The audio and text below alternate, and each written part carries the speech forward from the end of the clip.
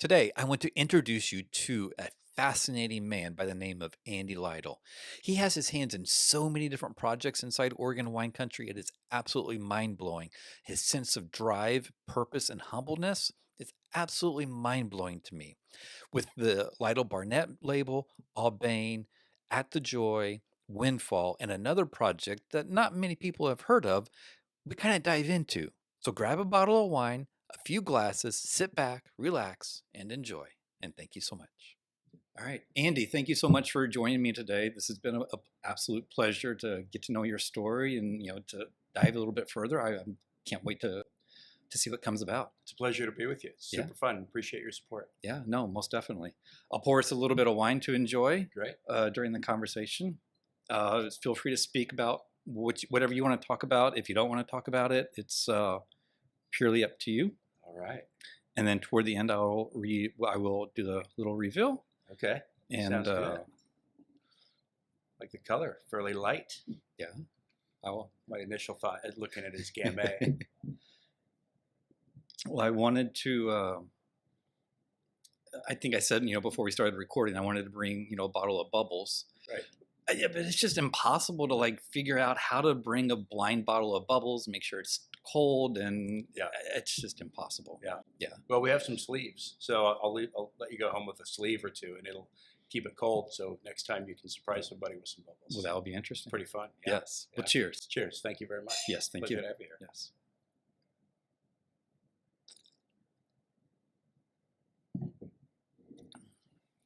Oh, beautiful. Lots of fruit. Yes. Jam. Got some jam in there. Yeah, it's pretty good. Yeah. You have had quite the. You've been in the industry for a very, very long time. Yeah.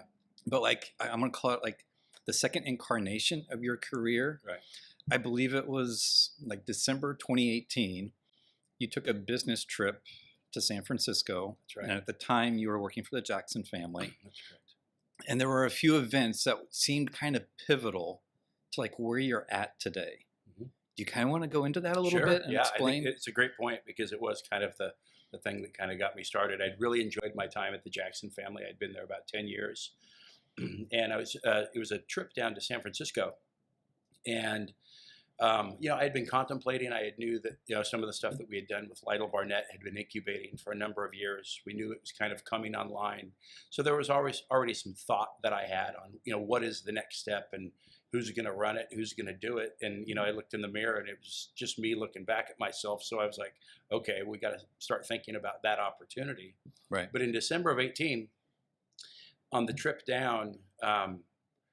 The morning before I got on the plane, I got a phone call from a buddy of mine who I went to college with, and he had let me know that he had been diagnosed with cancer, pretty severe, and his chances of survival were about 7%.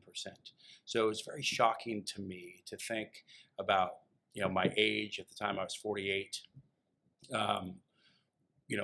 What's happening in my life, and to think that I have a friend that's struggling to survive, and thank God he did, which is an amazing survival. Right. But we got down there to San Francisco. I got down there, and I was working with one of our reps in the San Francisco area, and I like to take them to lunch and not talk about wine or not talk about the business and just get to know them.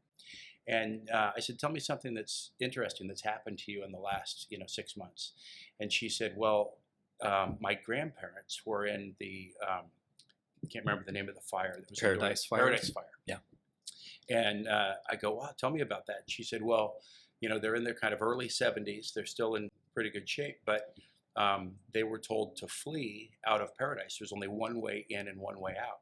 So they got into their car and they started going, and all the sirens and the fire trucks were coming back at them. And in the blowhorn, the police officers were yelling, get out of your car and run. Mm. So if you can imagine hearing that, right, it kind of choked me up. I was thinking about, what would you do if you heard that? And so they did. They got out of their car and they ran and they circled up into a Kmart parking lot. And the grandfather went and asked a police officer and said, what should we do? And the police officer looked at him and said, hold on to your loved ones and pray. So, hearing it just makes me tear up even hearing it now. Right. No, I have Just goosebumps that, right now. the mortality of it. And they ended up surviving, which was spectacular. Um, had a great day that day. The next morning, I flew back out to fly back home to Seattle. And the news in the morning was that Laverne from Laverne and Shirley, right? Right. She, unbelievable life she's had. But, she survived brain cancer, survived stomach cancer, and survived, she's type 1 diabetic. And I'm a type 1 diabetic. I'm 48 years old, and the news came out that she had passed away from complications of type 1 diabetes. And it just hit me so hard that I started thinking backwards in my life, that I was 48 years old. I had just been in college, 25 years earlier, 27 years earlier. And I started thinking forward. She passed away at 75 years old. And I started thinking, if I only have 25 years left to live, that's not a lot of time. I can remember that going backwards. So it just hit me almost like a thunderbolt to just say, I've got to move forward. I've got to, I have a lot to do. Right. I don't have a lot of time, hypothetically, with a type 1 diabetic diagnosis. So I just started thinking, about the vineyards and about the wine projects that were out there. And it just, it was inevitable for me.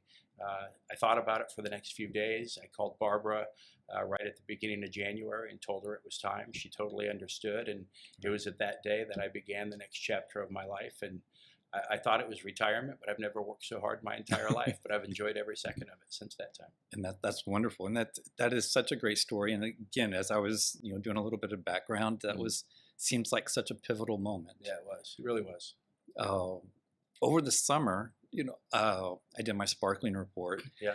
And I remember, asking you, for, a couple bottles, and you were just like snapped, like right on it. And I was like, wow, I was really astonished by how quickly and how on top of everything that you were. And like, you had bottles to me in like a couple days. I'm like, holy cow. So every interaction that I've had with you has been like, you're just on top of it. You seem to be working, 24 hours a day. I don't know if you get any sleep or not. But it reminds me of Dave Grohl, right? And I know that you have read my newsletter. We've talked a little bit, back and forth about Dave Grohl, and he is constantly going like gangbusters on everything. Yeah. So besides like Dave Grohl's work ethic and like, to me, there's like multiple pieces and parts to Dave Grohl that probably hit home to you, but I'm only making an assumption. Yeah. So why did you decide to read Dave Grohl's memoir? Well, I'm a huge Foo Fighters fan. That's first and foremost. Right. And I'm a huge Dave Grohl fan. Right. I still remember the first time I heard their music. It was at the Grammys in like 2005, I think. And they did a cover of Carly Simon's You're So Vain. Right. And I just couldn't believe it. It just floored me. Right. So I've been a huge fan ever since. And so, in fact, my friends give me a hard time that, I kind of have them, set up as, idol type, worship. But right. I just really respect what he's done. I think if you listen to people in the industry, he's a huge Paul McCartney fan, right? And he's only ever given credit to other people for anything that's ever happened to him. Right. Whether it be his mom, when he was growing up in DC, or whether it be, when he was playing in some punk rock bands and some of the people that got him through that, and, the opportunities in Nirvana, and then starting the Foo Fighters. It just, to me, he's just, it doesn't feel like there's an ego there. Right. But then as I get closer and you watch some of the documentaries, and when they're they're making an album or something at his house, you get to see the person a little bit closer. And for me, it's that interaction he has with his children, and some of the thoughts that he has and the priorities. And you hear about a deal where his daughters, had a father-daughter dance that he promised that he had to go to, right? And that was an amazing story. And he's in Australia. Right. And he's like, no, you got to cancel the trip. And his manager said, I can't. He goes, okay. He goes, so they chartered a plane from, I think it was Perth to, some Melbourne or something. Right. Flew to LA, got off the plane, went straight to the father-daughter dance, left at the end of the father-daughter dance, got onto a plane, and flew straight back to Australia. Right. And he got food poisoning on the flight back. Right. He got food poisoning, and then also during the dance, Yeah. He's gets there. He has done everything, and then his daughter's like, "Okay, see you later, Dad. Bye." Yeah. And he's like, "Oh, Yeah. right." Yeah. So he's a family guy, and I Right. kind of look at that, a little bit from my perspective, and our relationships, aren't the same. Our lives are not the same, but Right. everything I think I'm doing now, I'm definitely doing for my children. It's a legacy play for me. Right. I kind of feel that way when you read and talk about what he's doing. We're very much the same age, and I think we were looking at the clock, and, there's only so much time in this world, and, you got to make the most of it. And I think that, leaving a legacy and making a mark and, leaving something for your kids is very important to me. And I think Right. that that's what has, why am I so busy? I don't feel busy, but I know that I am. It just feels like the clock is ticking, and, I'll rest a little bit later. But for right now, there's a lot to do, and there's a short time to get it done. There's very much a short time, and one of the things that I've always I saw Foo Fighters in I think like 2000 in Chattanooga, Tennessee. No, cool. And I remember Dave Grohl leaving the stage, going up into the nosebleed section of the stadium, not the stadium, but the center, Yeah. to touch those people. Mm-hmm. And then he also, in 2020, he got called out on YouTube from the little 9-year-old drummer. Yeah. And then Nandy. Yeah. Oh, and then just this past summer, brought her on stage. Yeah. To wrap up a Yeah. Foo Fighters concert, right? Yeah. It is absolutely amazing. And what I see you doing, when and we'll get into all the ventures and stuff that you're doing, Sure. but like you have thought and you have heart that goes into the naming of what you're doing and what you're actually trying to present out there into the world. So you have the property at the Joy, Mhm. and you have the vineyard. I'm going to probably mispronounce this. Anahakra? Anahata. Hata. Mhm. Yeah, sorry. And so that's a heart chakra. That's right. And then I believe you said like every block or something has... It's a translation of the word joy in a different language. Right. And then the house, the hospitality home, we call at the Joy. So the Joy is the house. Anahata, which is the heart chakra, surrounds, which is the vineyard. Right. And then each vineyard block is a translation of the word joy. Except for one, there's one block called the SMP, that stands for Sister Mary Paul. So my wife's aunt grew up in Cottonwood, Idaho, and was a nun. And for 60 years, she was in Umtata, South Africa, and created 3 different schools and 2 different orphanages while she was there. And unfortunately, in 2013, she was carjacked and killed. Oh. Very sad. At the same time, when we developed the property, we thought that she absolutely represented joy at its finest. So we picked the best block we thought of Pinot Noir, and we named it the SMP block. So not only is it joy and the Anahata and joy, but we believe that Sister Mary Paul block is very special, and we know that she is looking over that. That's an honor to name it after her. That is very much an honor. Yeah. And I like how I saw pictures over harvest. Mm-hmm. You and your family were working on grapes, stomping them and everything. It's really been fun. 3 kids, they're very excited about the business. There's no obligation for them to come in. My daughter has just finished college, going to grad school. My son is in college, and then we have a younger one who's 13. But they all show interest, in different varieties, which is kind of fun. right. I don't think they have a choice to really kind of have a little bit of basic knowledge about wine because it's around us all the time and we talk about it quite often. It's kind of hard not to. But it's fun. And then the other thing which is really exciting is that at the Joy we've introduced bees, which has really been a fun experience. And for the kids, to be able to harvest the honey and extract the honey and do that, we did that this summer as well. And all of them participated in it, which was so much fun. And it just, they're starting to understand the ethos of what we're doing there and understanding, the environmental connection that we have, with the earth. And, I've always been a big believer. Jess Jackson said this, and I believe it is, if you'll be good to the earth will be good to you. Right. And I firmly believe that. And so that's why everything we do is life certified in everything that we do. But the bees has really been this really exciting connection. It's a partnership we're doing with Jacobson Salt, and it's been really exciting.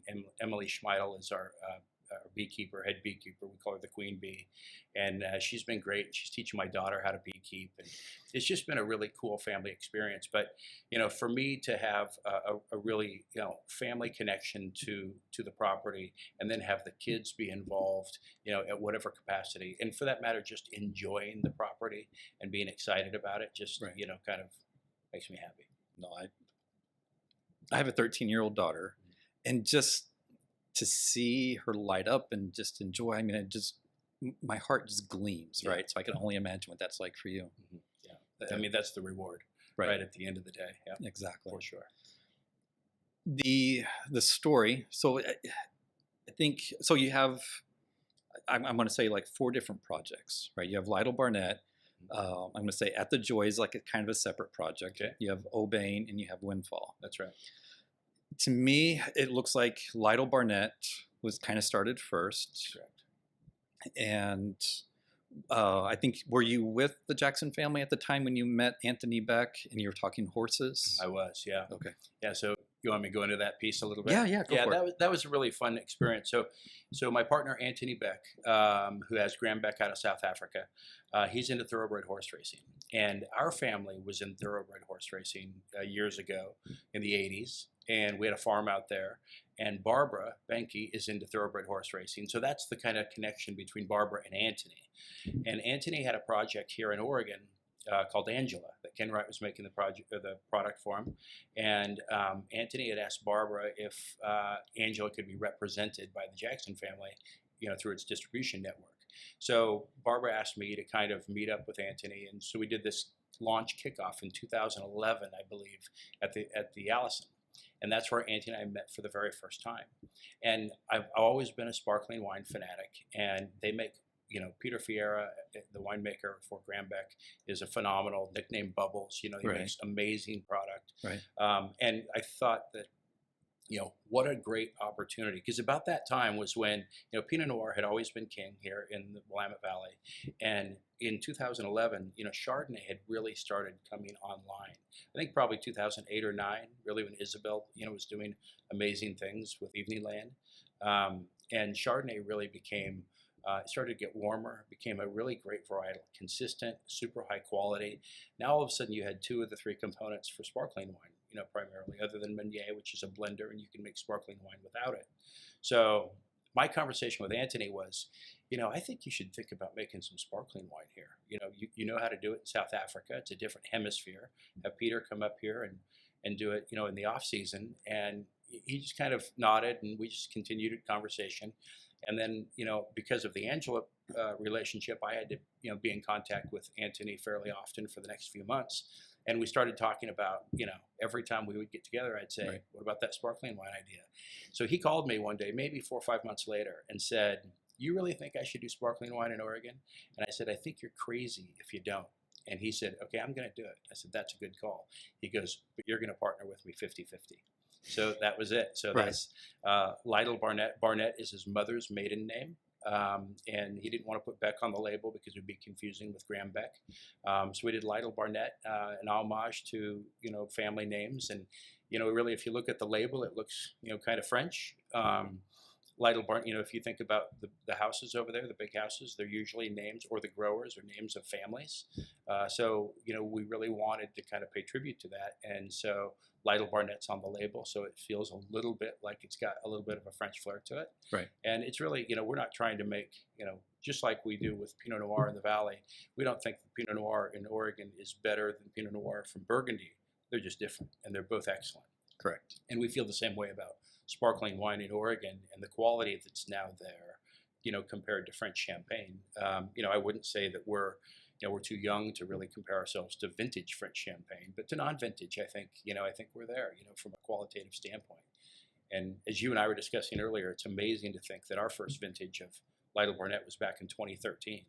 But as you know, and as we talked, there's that period of time with vintage where, by the time you harvest the product, and you put it in the barrel, for its first fermentation, and then you get it into the bottle for its secondary fermentation, there's a window of about 5 years from the time you harvest the product by the time you can release the product with a minimum aging of 3 years in the bottle, Right. traditional method. That's a long waiting period. It's super long. And so I can kind of understand. So if you can imagine in 13, you make your first vintage and then you don't really release the product until 19. So 13, 14, 15, 16, 17, 18, all the money out, you're making wine. You really don't know what you have in the bottle. So it's a bit of a leap of faith. Thank God I've got a great winemaker in Andrew Davis, because I do trust him. And we had Peter, at the beginning, really kind of helping us steer us along a little bit. So I kind of sit back and look at it and think, well, if Andrew Davis thinks the wine's good and Peter Fiera thinks the wine's good, then who am I to say it isn't? So Exactly. I feel a little bit more comfortable knowing that, that the leaders in sparkling wine, and Cap Classique are really excited about the project. I came across it. I saw it, I think, first at Carlton Winemaker Studio, Mm-hmm. and I was like, "That's interesting." I think I got a bottle, Mm-hmm. opened it up with a friend, Mm-hmm. and they're like, "Holy cow!" I think it was a 13 or 14 Blanc de Blanc, Okay. and it was phenomenal. I mean, we both were like, "Holy cow!" Yeah. We really enjoyed it. Oh.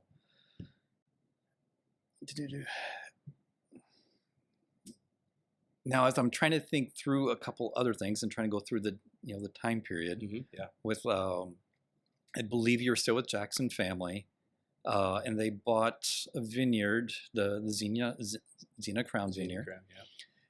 and you were asked about, when are you going to buy a vineyard? And at that time you were thinking Walla Walla. Yeah. Why were you thinking Walla Walla? Well, I've always been a Chardonnay fan, and I've always been a Bubbles fan, but I really wasn't a huge Pinot Noir consumer, but I was a big Cab consumer.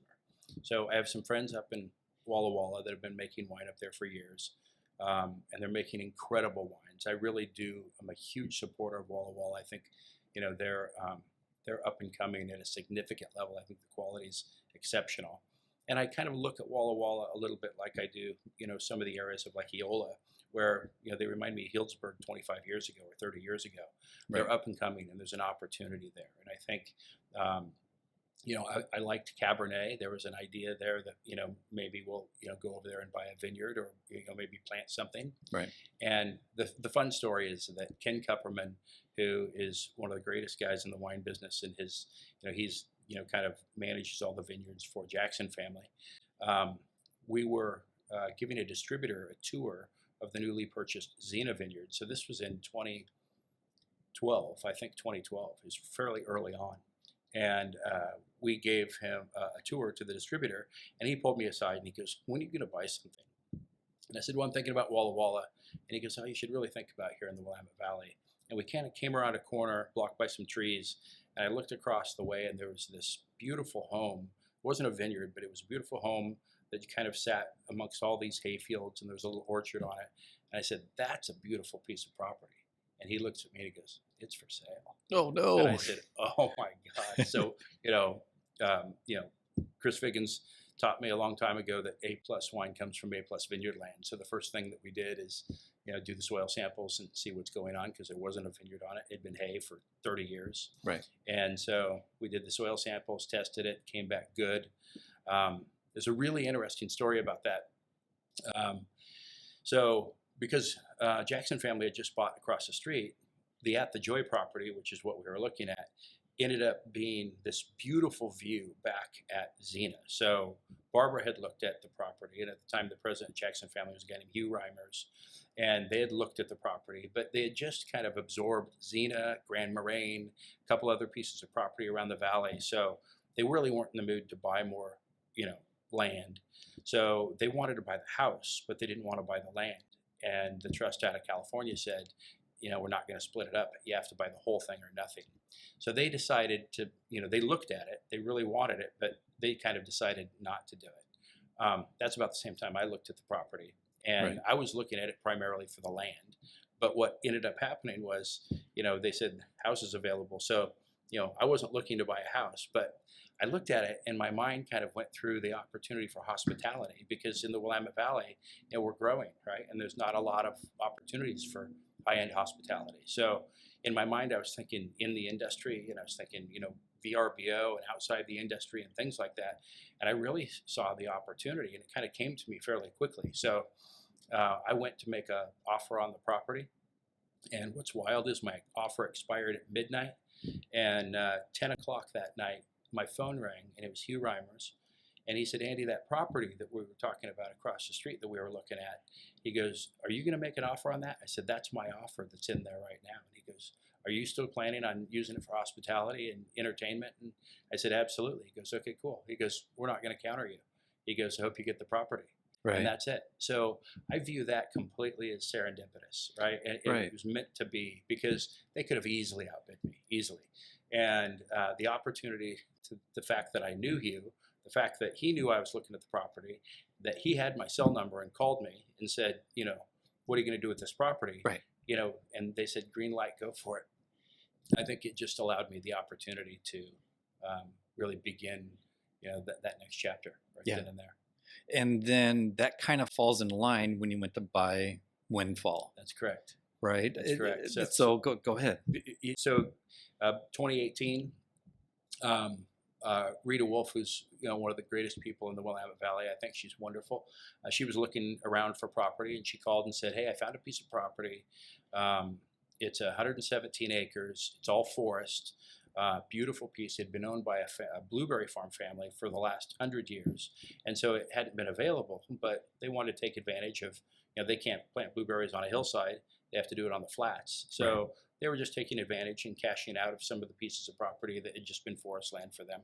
So again, a beautiful piece of property that had ironically would have been gone years ago if it wasn't under, the ownership of a family that had owned land there forever. And the opportunity to go in and make a full price offer on that property the Monday after Rita told me about it, there were 3 other full price offers on the property. And the only reason they accepted my offer versus some of the other offers was because I had already owned a property in the valley.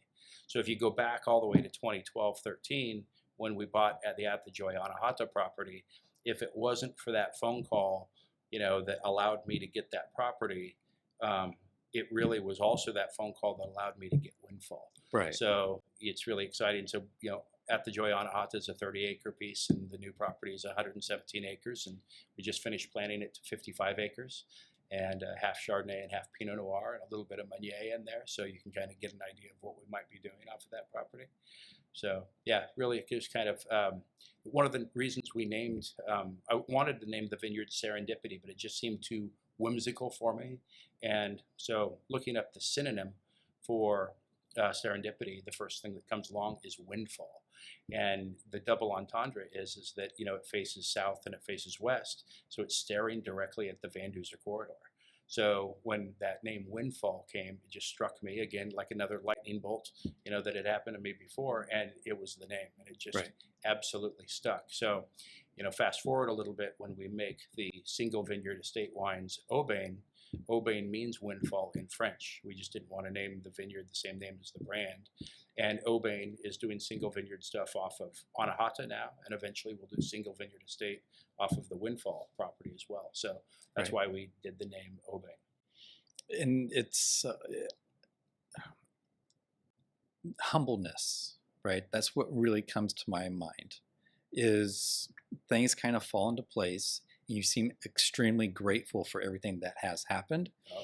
And you've put in a whole heck of a lot of work at the Joy and also at Windfall. I mean, there's multiple times that it looks like that you've gotten stuck at Windfall, and you've had to get your truck hauled out of there. Twice. Exactly. One time I saw the Ford, and I'm like, holy cow, how are they going to get that out of there? Yeah. And then you're actually out there, with the shovel and planting the vines and everything. I mean, it's firstly, I'd just like to say that, there's a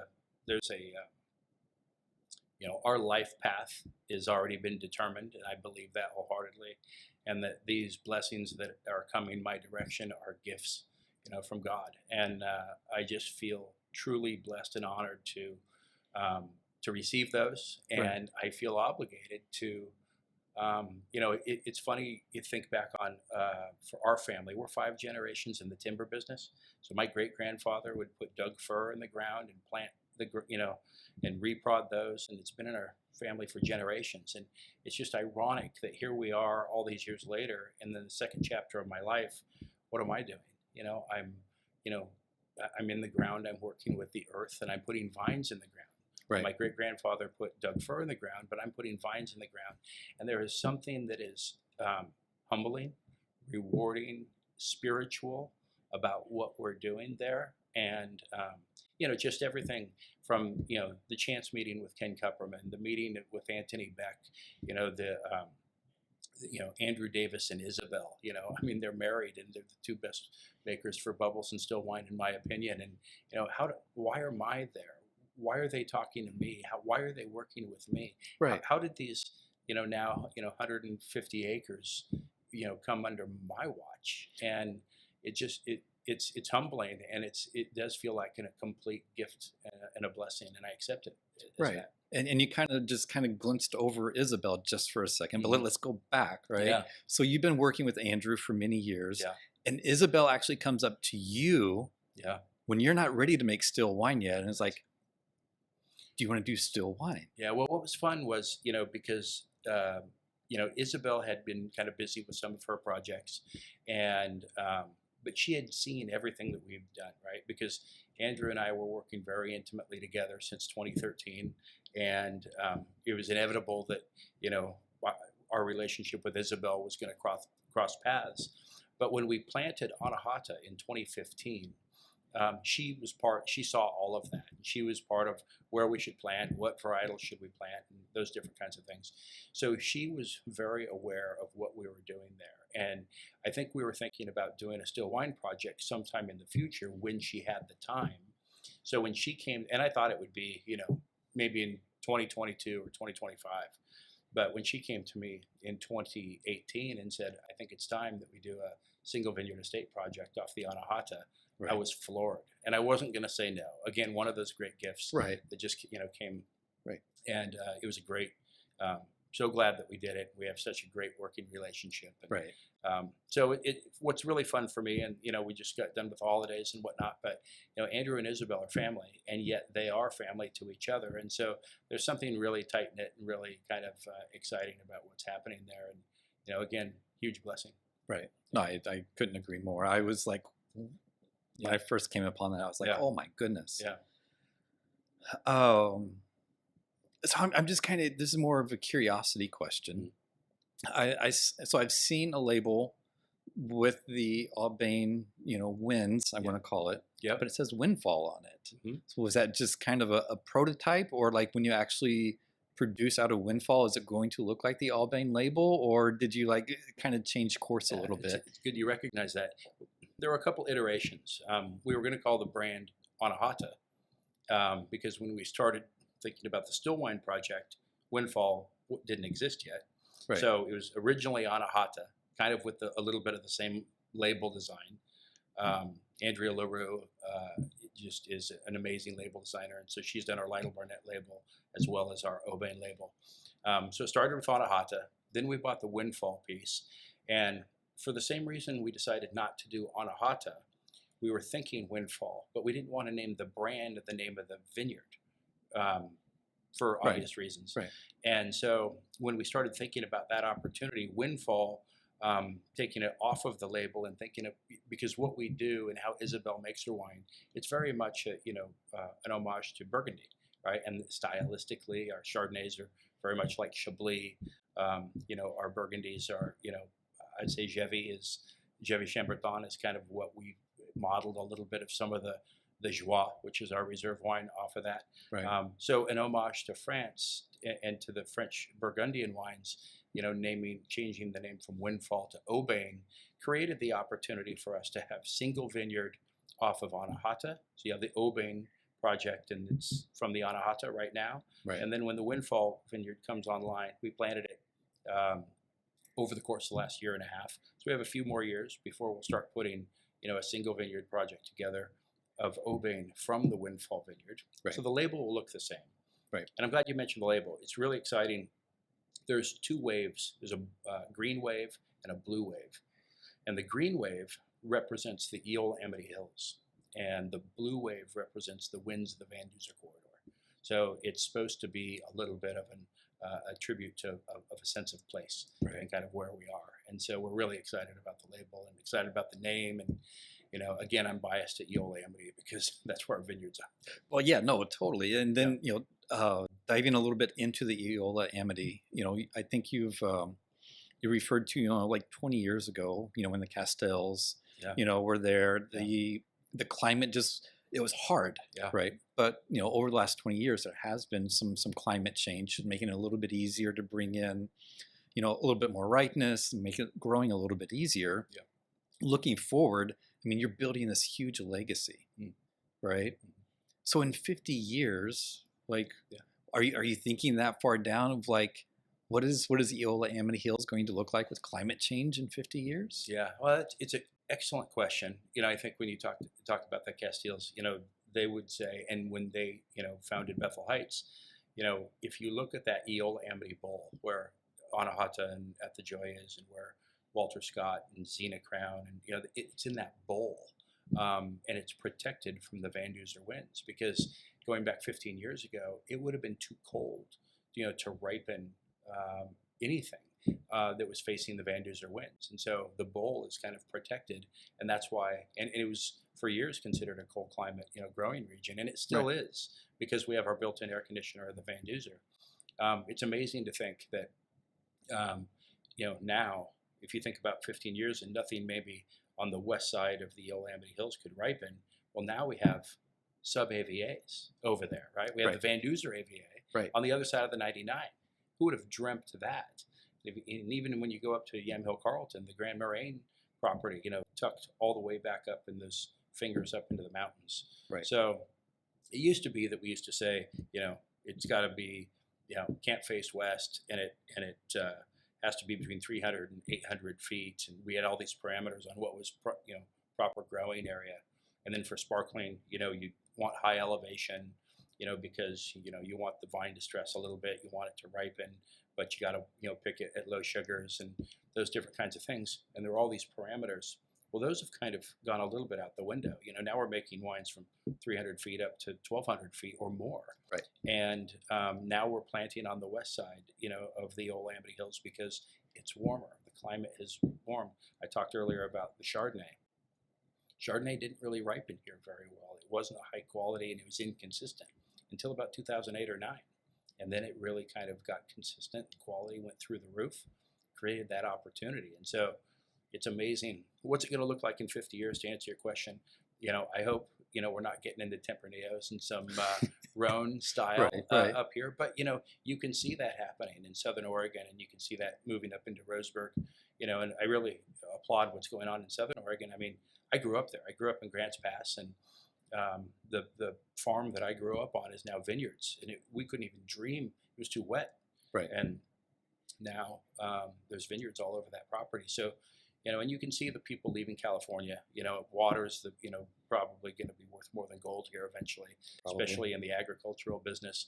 And we have that, right? And so you're starting to see people, whether it be the French. We've seen that with the Bollinger family, and we've seen it with the Genots and the Druins, and other families, coming into the Willamette Valley because they see that opportunity. But more so, you're seeing those California producers come up because it's beautiful land, the climate is more temperate, and there's opportunity for quality that wasn't there in the past. And so I really think we're still at the early stages. You think about, the value of the property, it's been going up astronomically, but it's still not even close to anything you're getting in Sonoma. But I think eventually it will. And I think that's why people are getting into it these days. I would agree. Yeah. I have a completely random question. All right. There's a chance you're like, I have no idea what the heck you're talking about. Okay.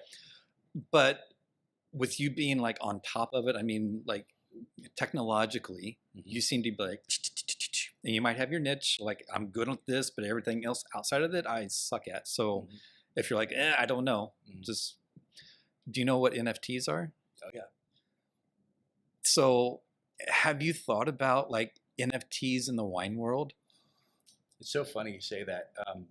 We've really had this great opportunity with the SOMM TV, piece and the show we have called Sparklers. Right. I was And going to get there. yeah, Yeah. we'll get there eventually, but I'll fast forward. Jason Wise, is an amazing person.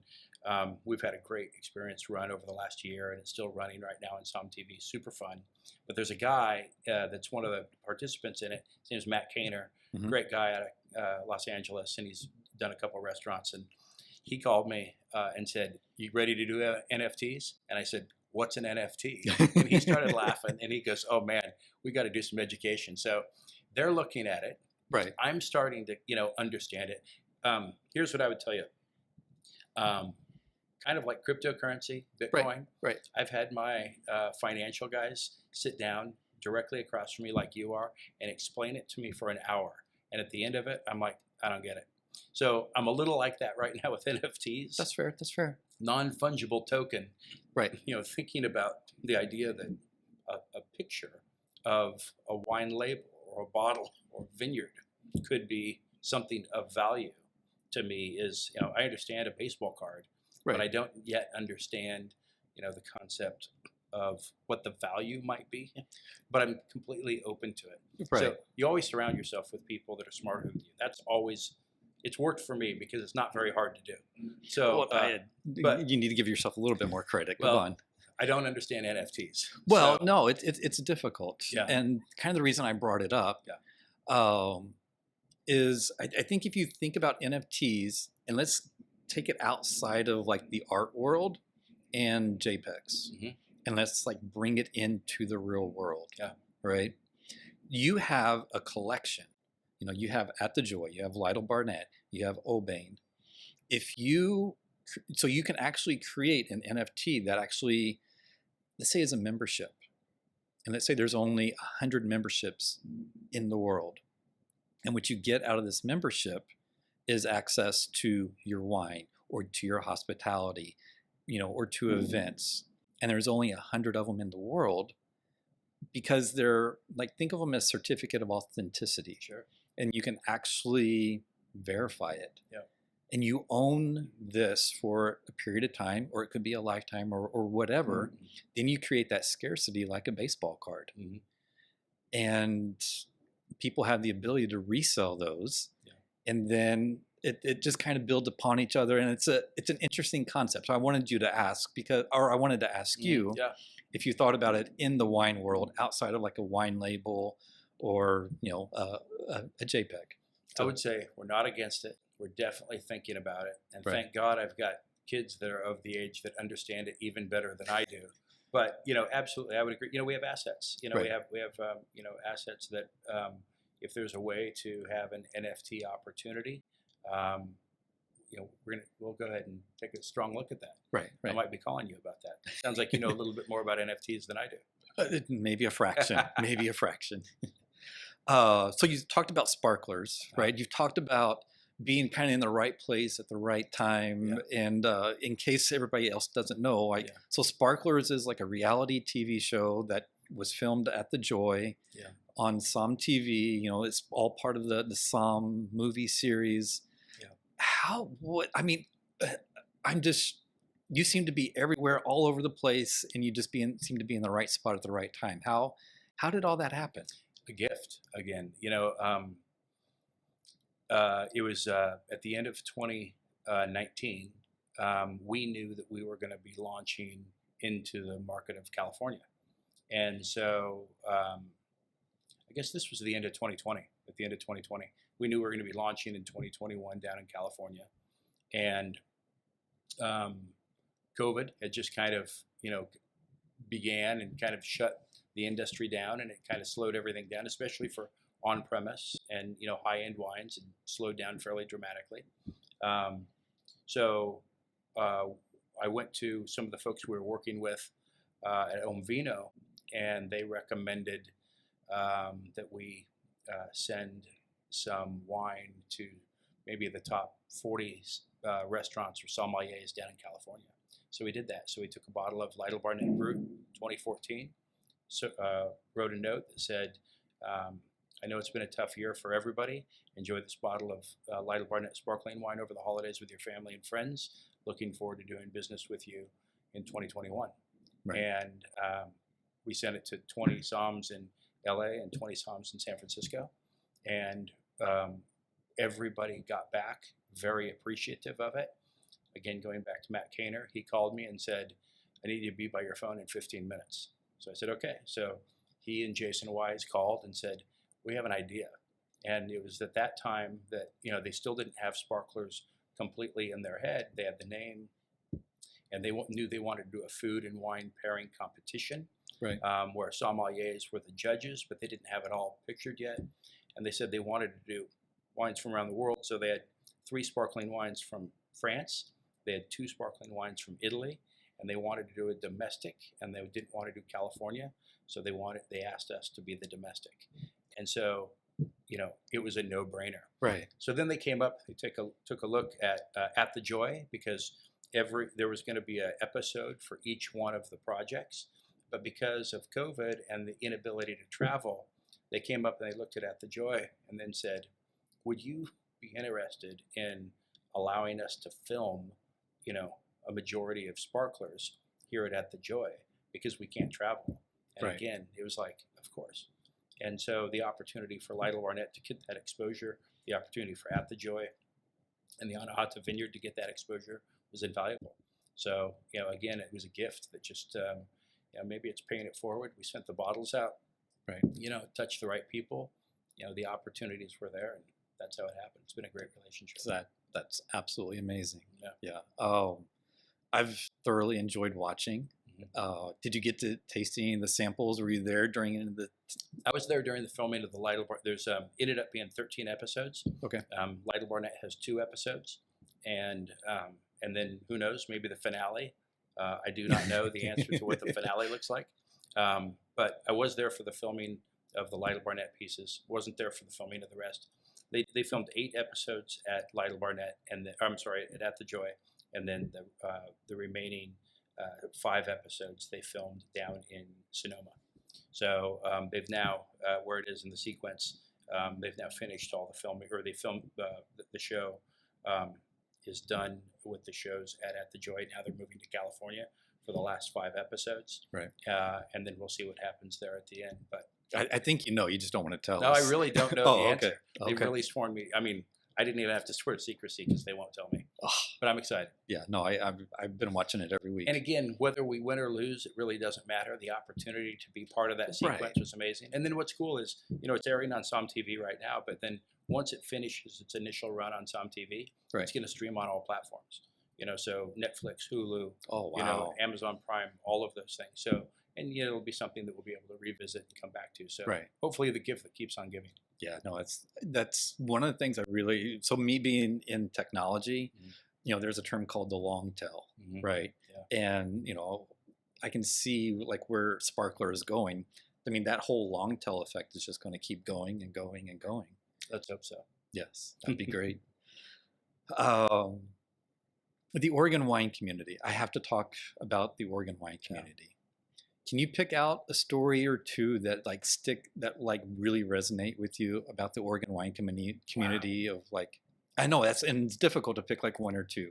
And I'll tell you why it's difficult, because I would say that it's really been, I was very surprised on how accepting, how warm, it really is a huge throwback to farmers. I think at the end of the day, and I think if you asked a lot of people in this community, in the Oregon wine community, what are we? Well, at our root, we're farmers. I used to joke that I was a hashtag farmer, but then I realized that's a lot of work. So I dropped the hashtag, and now it's just farmer. Right. But, from asking for advice, asking questions, being vulnerable about some of the things that you're thinking about doing, to my tractor broke down, can I borrow yours? To can I store some product on your property? To where do you get the best deal on renting a heister? Those different kinds of things. Right. This community is absolutely open arms. And I think it's really, I would really chalk that up to being one of the reasons why it's such a great opportunity to be part of it, but it's also why it's coming together as such a beautiful community with this unbelievable reputation. I mean, we won wine region of the world, right, a few years ago, which is not a shocker. But if Right. they saw what's under the covers of what's happening here, they'd understand the why. It's like having a football team or a sports team that has just amazing culture, and how they blend and work so well together. Um, and then you look at things inside the community where, you and I went to an event, a few weeks ago where, everybody's giving back and they're doing charitable events and there's education events and Right. people are doing them for free, and they're introducing real estate community into the wine community, into the insurance community, and some of the things that are happening there. It's really setting itself up for really doing some amazing things that you're really proud to be part of. Again, going back, it's hard to pick one or two things. I mean, there's been Well, there's so many. I think a really great example yeah is the collaboration of the sparkling programs that are happening at Winters Hill. yeah Right. I mean, Winters Hill. Lytle Barnett is there. I think Mellon Meyer is there. Corollary is yeah there. yeah There might be others that I'm not aware of, but I mean, it's just that whole you just don't hear of people, 4 or 5 different brands under one roof, helping each other out, collaborating, yeah. and helping elevate everybody else. Well, let's give a shout out a little bit to Andrew Davis, right? I mean, when Right. I didn't really tell the story, but I'll just mention it quickly. In 2013, when he and I started having conversations, he had just left Argyle. He was just starting the Radiant Sparkling Company. And the window that I asked him to be our winemaker, if I would have asked him 2 weeks later, he would have said no, because Radiant, had just started. We were his first client, and it took off like a rocket. There are so many people in this community that were so excited about being able to make sparkling wine, but they didn't have the equipment, disgorgement, equipment, all of the things that they needed weren't for still wine. They were for sparkling wine. The investment was too large. Right. He created something, and you talk about how communities work together. That project alone of Radiant Sparkling Company, and I think he's got 200 clients, something along and that. And whether they're making 50 cases for a tasting room or they're making 1,000 cases to try to go market, to the wine market, it's really because he had this great idea, and it was really to help out his neighbors, right? Create an opportunity, and that's a great example of not being selfish, about opening up the opportunity for others to really participate, and that's a great example. And he's done a great job at it. And I will tell you, he's busy as all get out. He's got a great team working for him at Radiant, but he still focuses and he makes wine for us. So we're very happy. Yeah, no, it is absolutely amazing. Yeah. Just briefly, talking about Domaine Merriweather. Yeah. So, I'm curious, do you have just a timeline of when you're looking to bring out a... If you asked Andrew, he'd say not soon enough. Right. So, little backstory on Domaine Merriweather. Jack Baghdad and a couple friends got together, and I believe it was in kind of the early 90s, and they made an unbelievable sparkling wine. This community wasn't ready for it. It had been served in the White House. Domaine Merriweather is a tribute to Meriwether Lewis, right? So it's got this great homage to Oregon. And the label is a design where it's a blanket that Sacagawea had given Meriwether Lewis. And there's a coin, actually, that they had to get permission from the White House to use, that Jefferson commissioned a coin for the Lewis and Clark expedition. And it's on the back necker of the label. And then there's also a quote on the back that says, "Oh, the joy," which is what Meriwether Lewis said when he saw the Pacific Ocean for the first time. So Andrew introduced me to Jack Baghdad, who, the project just didn't work because it was too early. So I had a conversation with Jack, and we ended up buying all the intellectual property of Domaine Merriweather. The idea is that we're going to make, Lytle Barnett is a vintage sparkling project, whereas Domaine Merriweather is going to be a non-vintage sparkling project. Right. And we don't have a UPC on Lytle Barnett. We'll probably put one on Domaine Merriweather. probably a bigger project, maybe 10 to 15,000 cases. So with that on timing, to answer your question, is Andrew wants to do it tomorrow, because what that means is we have to build a sparkling facility, Right. which we're in conversations about right now, and it has to be big enough to be able to make 15 or 20,000 cases. Right. So it's a fairly large project. So it's a little of the cart and the horse. We know we're going to do it. Right. We know Windfall and Anahata, as well as Anthony, has bought some property in the Eola Amity Hills as well, that is going to allow us the fruit source that we need to have. But first, we need a place to do it. Going back to Winters Hill, we love those people. It's been a great blessing to be there. Right. But Domaine Meriwether would be too big for that project, so Right. it has to be done somewhere else. No, that makes sense. Yeah. Yeah. So it's maybe 10 or 15 years. Less Maybe. than that. Okay. Yeah. Well, I'm very much Again, looking forward to I'm it. on the clock, right? I know, I know. I only have so many years left. So Right. again, that's the thing we look back on. To think that we're in our 9th vintage of Lytle Barnett, and we started that back in 13, or that we planted Anahata in 15, or that we bought the Anahata property and planted it and did all that work in 13 and 14. I mean, that's 9 years ago. Right. I mean, And it just poof. it's poof. Where did the time go? Right. And to think that we'd already be going into our 3rd vintage of still wine with Aubaine, it's just amazing to think about. So it's funny. Domaine Meriwether seems like a long ways away, but it's going to be around the corner as soon as we know it. So I have 10 no to doubts. 15 years probably isn't the number. A little Okay. less. Well, that's good. Yeah. I'm very much looking forward to it. Yeah. Yes.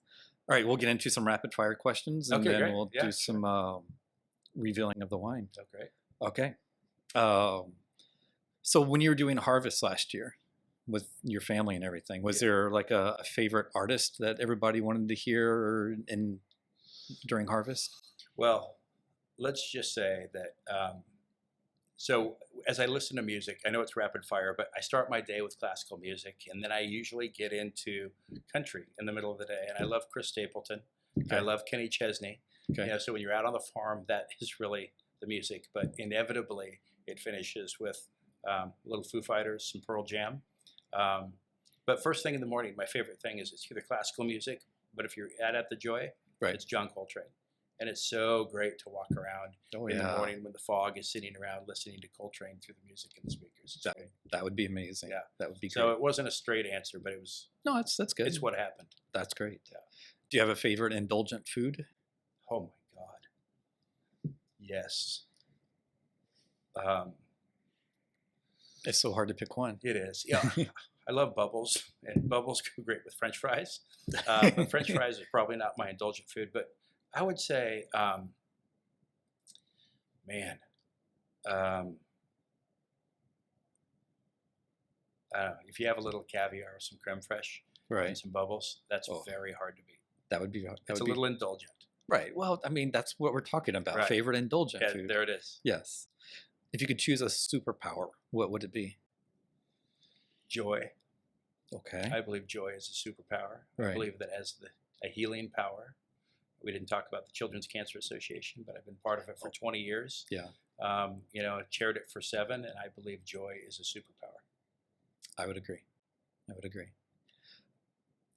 As you get more and more like agriculture and like what, are you taking notes out in the field? And if you are taking notes, Yeah. Are they handwritten or are they digital? Oh, they're both. They're all handwritten notes primarily, and then they get transferred digitally. However, there's I have a new tablet called a Remarkable. Yeah. That's really fun, and I've been trying to take all of my notes on there. In fact, Andrew has one as well. So when we're doing our blending and tasting notes, we're writing on Remarkables, Okay. which is super fun because then you can go straight into a digital file. Right. And we're trying to do all of them that way. But sometimes if it's pouring down rain and you're trying to take notes, Oh. on a digital tablet in the middle of a vineyard, Right. you either have to recall it and do it back in the truck, or, sometimes it's easier just to scribble them down. Right. That makes sense. Yeah. Favorite superhero? Iron Man. Oh, Love Iron Man. there you go. Yeah. And what's the last book that you read? Oh, Storyteller by Dave Grohl. Of course. I mean, I love it. But I will tell you this. I just am starting a book right now that I'm absolutely fascinated by. It's called Breath by a guy Okay. named Nestor. And they talk about the lost art of breathing. Oh, And yeah. it talks about whether you nasal breathing or mouth breathing, Right. and the health things that come across that. And while nasal breathing is so incredibly healthy for you, and mouth breathing really creates disease. Right. And I'm fascinated by it. So that's one I'm reading right now. But yeah, Storyteller by Dave Grohl. If you haven't read it, it's awesome. The audio book, hearing him tell the words is really spectacular as well. I've done both. Yeah, I've done both. super fun. Yes. And breath work in general, it is, if you talk about joy and healing, I mean, if you start studying breath work, Yeah. there's so much that can happen. Absolutely. And that's quite a little rabbit hole that you can dive into. No question. Yes. Fascinating. Shall we reveal the wine? Yes, let's do it. Okay. I'm excited.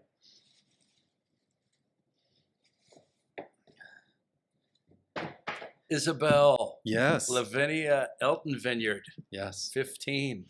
Well, I knew it was spectacular. Yes. Has to be. Yes. She's an incredible winemaker. Yes. I debated. I thought about bringing like a French Chardonnay, and I wanted something that was a little bit closer to, personal to you. Yeah. So that's why I chose this. Yeah. It's fun, real quick. When we were sitting down talking about what's the flavor profiles we wanted in our Aubaine Chardonnay and in our Aubaine Pinot Noirs, we did blind. And we picked 5 wines that were going to, that's the flavor profile. Right. And we put and blinded in there a couple of Lavinias, both for Chardonnay and for Pinot Noir. And what's interesting, I take it back. We narrowed it down to 3, and 2 of our 3 wines were Lavinias. The other for Chardonnay, it was a Puligny Montrachet, and for the Pinot Noir, it was a Javet Chambertin. But the fact that the Lavinias and the French Burgundy White and the French Burgundy Red were paired together as the flavor profile that we were looking for really told me I had the right winemaker. Yeah. Yeah. No, she is spectacular. Yeah. It's great. Very good. Well, thank you so much for your time. I really appreciate, you taking the time. I really appreciate it. Yeah, no, this was a blast. Thank you. Thanks, AJ. All right, thanks. You bet.